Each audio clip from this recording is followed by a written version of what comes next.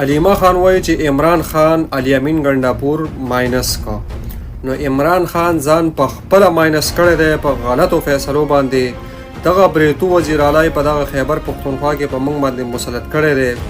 دا خو چې کوم دی هغه دلا او بې غیرته دی. عمران خان ته خو به دومره معلومات و چې دا د اسټبلیشمنټ کوتری دی او د اسټبلیشمنټ سپی دی.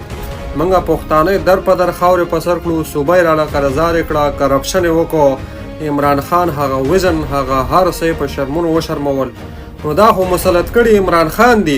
عمران خان دوی مسلط کړه په موږ پښتنو باندې او دا ولګي د عمران خان ماینس کړي. عمران خان خو دوی ماینس کړي دی او عمران خان دوی په موږ مسلط کړي. دا د عمران خان خپل غلطۍ دي.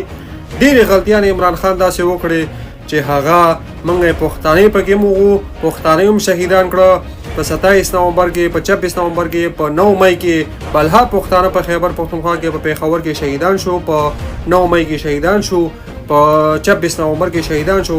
دا د عمران خان په غلطو فیصلو باندې او د ریاست سره چې کوم د پښتانه مخامخ کړه او بیا دغه پښتانه دا دلګانې په ریاستي دلګانې په موږ باندې مسلط کړه او بیا یې پښتنو باندې غلطې فیصلې او د پښتنو خیبر پښتونخوا هغه چې کوم دی په کرپشن کې په 1 نمبر ده. دا د عمران خان غلطي فیصلې دي چې عمران خان دا دلګان په موږ نه مسلط کړي.